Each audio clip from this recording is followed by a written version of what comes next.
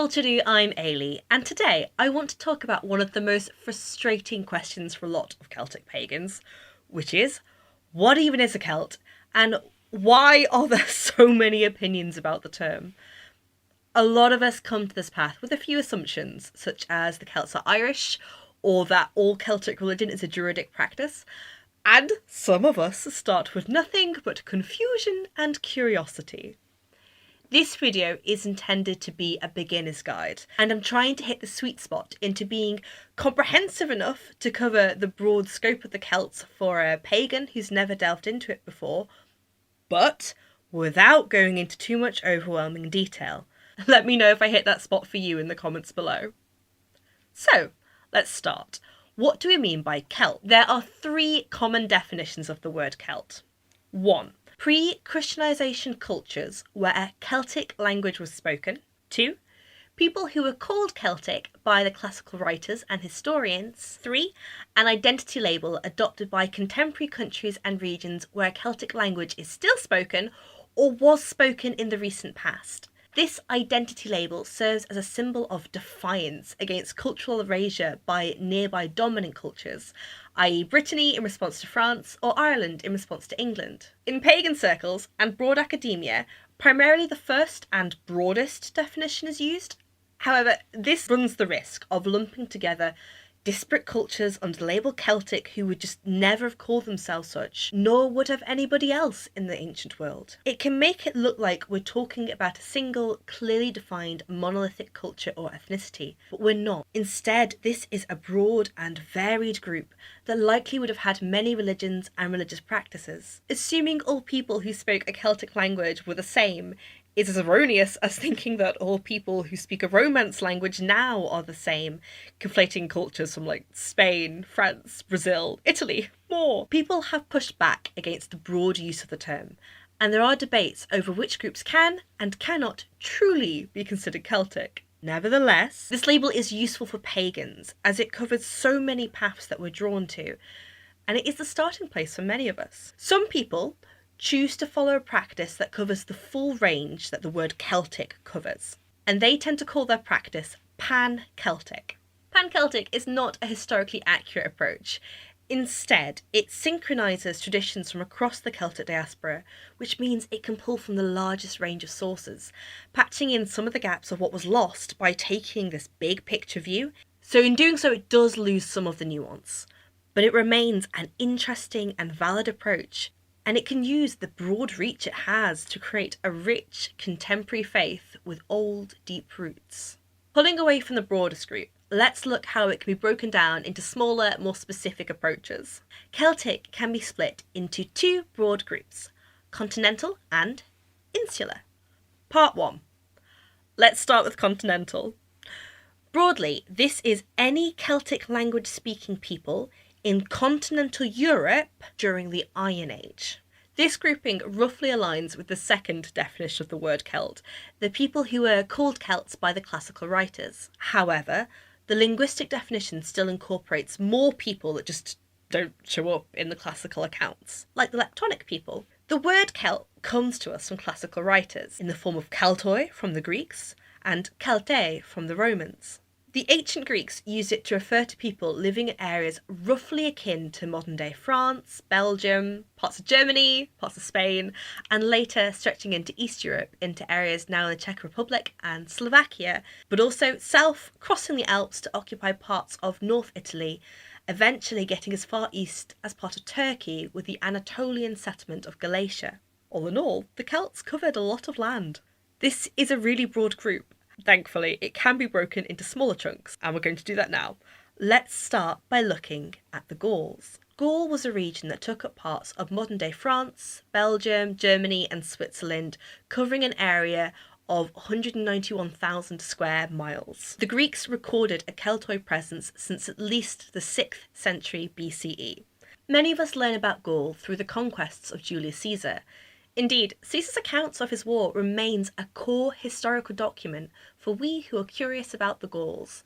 a woeful reminder that we are not looking at first-hand records. Instead, we end up reading about them through the eyes of outsiders and invaders with an anti-Celt political bias that they must emphasise in order to justify their actions back home. It's important to note that Caesar's campaign in Gaul wasn't technically legal, so it was important that his accounts strongly supported his actions as being vital to the glory of Rome. Gaul is where we find such gods as Canonis and Epona, the latter of which being the only Celtic deity who was adopted wholeheartedly into Religia Romana, with her even getting her own festival. There are many other gods in Gaul. They were a deeply polytheistic religion who likely had many gods that were unique to the various tribes that lived across the area. However, Canonis and Epona are by far the best known of the Gaulish gods and are a starting point for many new pagans. There were tribes from Gaul that migrated out of the land area of Gaul too, spreading further and further east. Some of these people ended up down south of the Alps and became known as the Cisalpine Gauls, whereas the Gauls up north of the Alps were the Transalpine Gauls.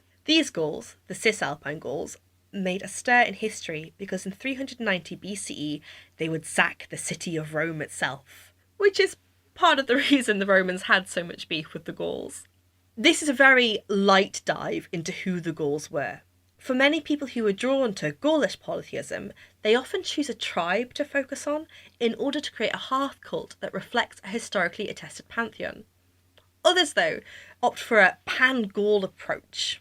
So, from Gaul, we move on to the Celtiberians. There have been historical attestations of Celts in Iberia since the 500s BCE. The Iberian Peninsula has a fascinating mix of cultures and languages in its pre-Christian history, yet the Celtic presence there has been neglected by academics in the past. The Romans in their conquest of Iberia noted 3 groups of Celts occupying the region. There were the Celtiberians in the eastern part of Meseta, the Galatia and the Asturias in the northwest, and the Celtici in the southwest. The Celtiberians are a very distinct flavour of Celt, which might be part of the reason why they've been overlooked when discussing the history of Celts. For example, whilst many people view Druidism as synonymous with the Celtic world, there is no record of the Celtiberians having any Druidic practices. They also have a unique material aesthetic, strongly influenced by the non-Celtic cultures that also lived on the Iberian Peninsula. And surprisingly, linguistically they may be more related to the peoples of Ireland than Gaul, at least in terms of having what linguists call a Q Celtic language, a type that's normally considered more archaic. For people drawn to this path, they often start by learning about the various people groups of the Iron Age Peninsula, which ones are considered Celtic, and then turning to archaeological research to build an image of pantheon and praxis. We do have some historical accounts written by the Greeks and the Romans that can be worth looking at as well. Galatia. Galatia was formed in the 3rd century BCE when some Celtic tribes were invited to settle in Anatolia in order to serve as a mercenary force. Their presence would prove to be a contentious one, as they would raid and harass their neighbours, and developed a fearsome reputation for sacrificing any prisoners they captured. There is a surprising lack of Celtic archaeology in the area, which some have used to suggest that they quickly adapted to the material culture of the community surrounding them. Their language, however, does seem to have persisted, with St. Jerome in the 4th century CE mentioning, "Apart from the Greek language, which is spoken throughout the entire East, the Galatians have their own language, almost the same as the Treveri," with the Treveri being a tribe of the Belgae, a Gaulish people. There is also very little evidence of Celtic religion in Galatia. As with the Celtiberians, there is no definite evidence of a Druidic tradition. However, there are a couple of interesting hints of something Celtic persisting. Strabo reports that important decisions were made at the Drunemeton, meaning Holy Oak Grove, which does seem like a continuation of a tradition we see all over the Celtic world of sacred groves or clearings called nemetons. The other intriguing ingredient is the god Telesphorus, a deity linked with healing and protecting children, and this deity is seen as having a Celtic origin. He wasn't just worshipped by the Gauls in Galatia, but found his way into the surrounding Greek religious tradition as well, to the point that he is often listed as a Greek deity. Okay, so that's the continental groups basically done. Although it should be noted, as you delve into the history, there is so much more out there than I've touched on. Each region has its own unique history and archaeology, And there are other groups, such as the Celtic presence in the Czech Republic and Slovakia, that I've just not gone into at all. The Gauls, the Celtiberians, and the Galatian constitute the major groups that made up the landscape of the continental world. So from there, it's time to move on. Part 2. Now onwards and westwards to the other big grouping in Celtic studies, the insular Celts. These are the Celtic-speaking peoples of Ireland, Britain and the surrounding islands, and Brittany, a small peninsula on the northwest coast of France. The Celtic languages spoken in these regions are split into two groups, Brythonic, or P-Celtic, and Goidelic, or Q-Celtic. Goidelic is also known as Gaelic. The Brythonic branch became the languages we now know as Welsh, Cornish and Breton, and the Goidelic became Irish, Scottish Gaelic and Manx, although there are other languages under these two labels that have died out. This basic split is taken up by some Celtic pagans and polytheists, who may call themselves either Brythonic or Gaelic/Goidelic to reflect which group they draw from. It's important to remember, as we are using it, these are linguistic terms, and these languages came to be called Celtic as they were linked to the Celtic languages of the continent, such as Gaulish, so it wasn't a historical label. With the exception of Brittany, no one called the insular Celts Celtic before the 17th century.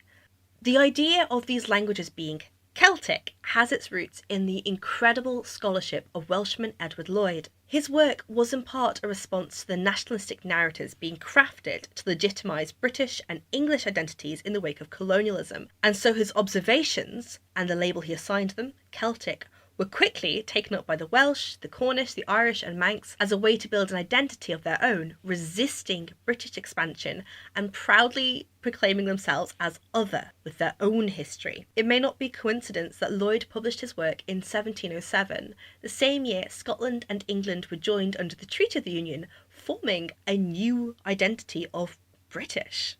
Similarly, the label Celtic was also taken up in Brittany as a response to increasing assimilation pressure from France.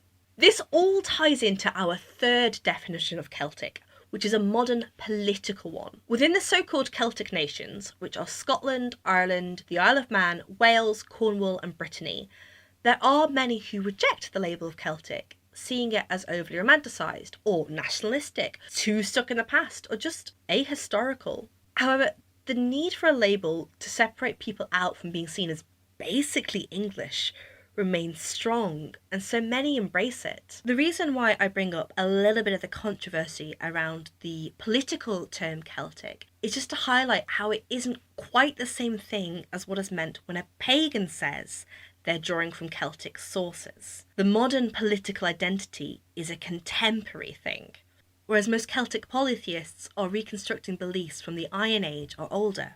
From a pagan recon perspective, the linguistic definition doesn't map neatly onto the Iron Age landscape. For example, it is unclear whether the original inhabitants of Scotland and the Isle of Man would have been entirely Brythonic or if they would have spoken Goidelic as well. The common understanding indicates that the Goidelic people didn't come to Scotland or Man until the Irish expansion of the 400 CE. For Scotland in particular, the archaeology and history does indicate Brythonic origins, but the surviving stories are incredibly Goidelic, although there may still be a Brythonic influence in there somewhere.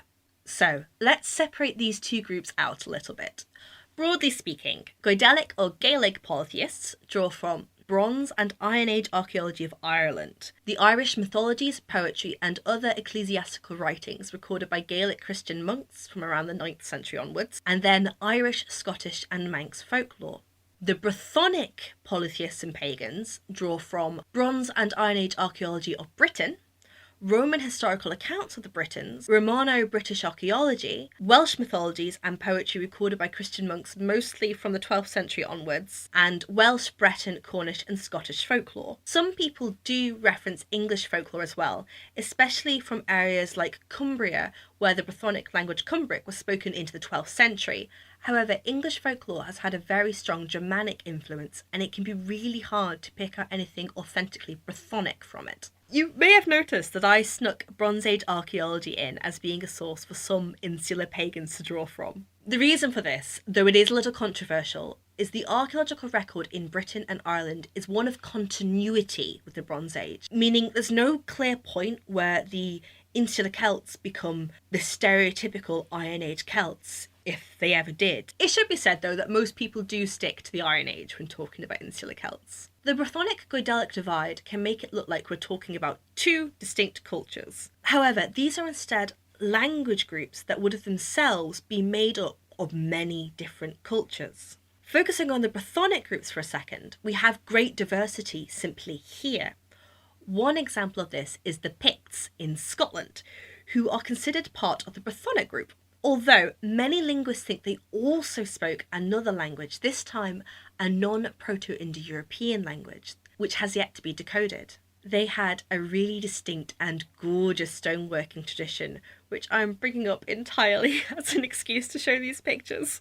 The Picts withstood Roman invasion, only to get absorbed into the expanded Gaelic-speaking Scotti in the early medieval period. The invasion of Britain by the Romans resulted in a handful of historical sources on the Brythonic Celts.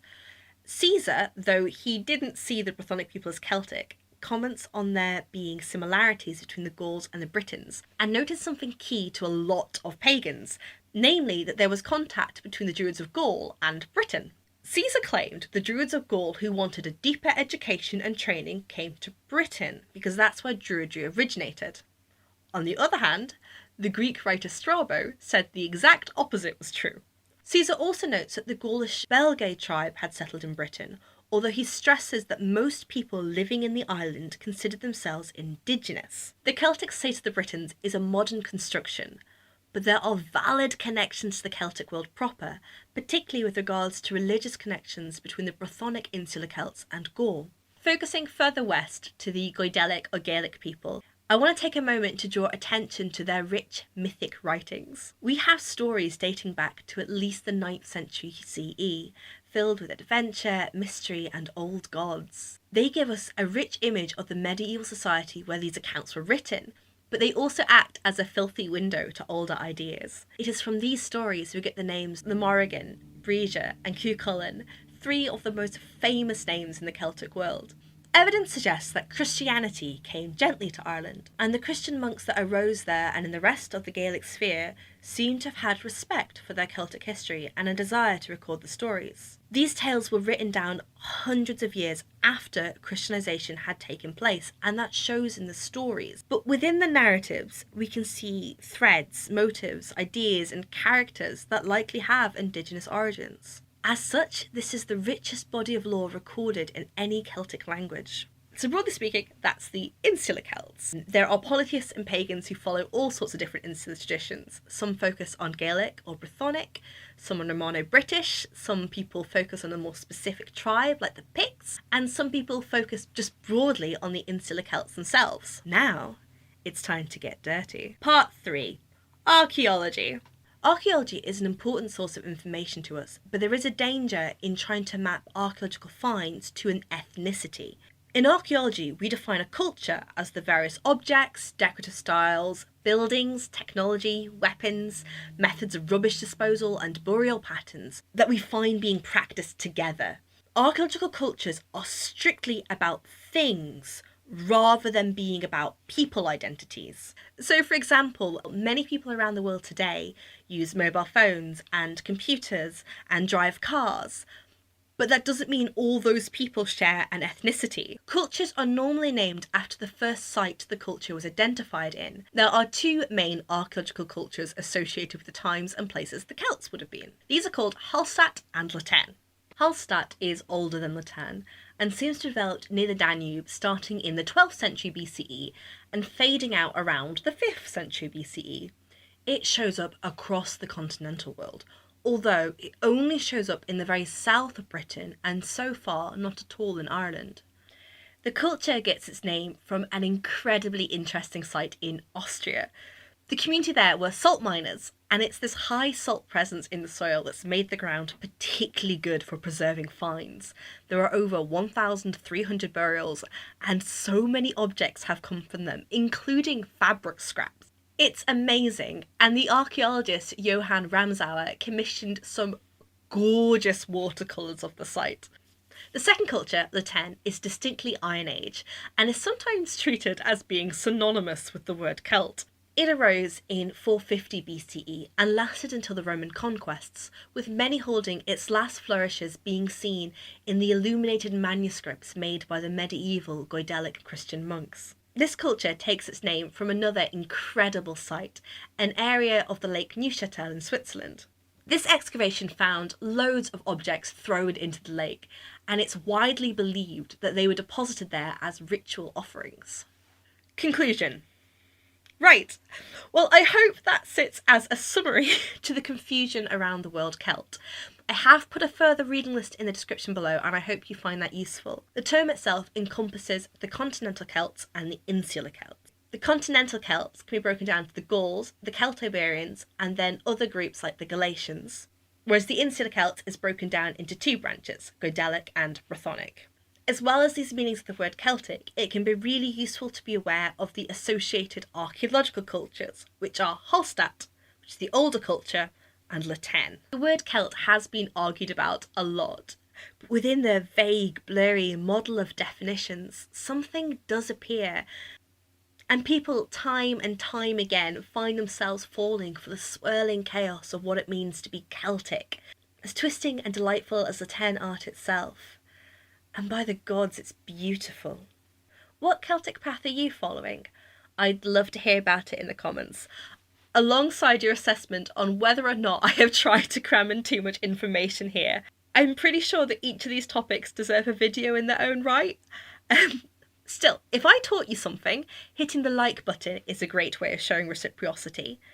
But if I'm honest, mostly I want you to subscribe. It's really nice when people do that. And with that, take care. Done, bitches! Oh god, this video took way longer than I anticipated to make. But it's done! Yay!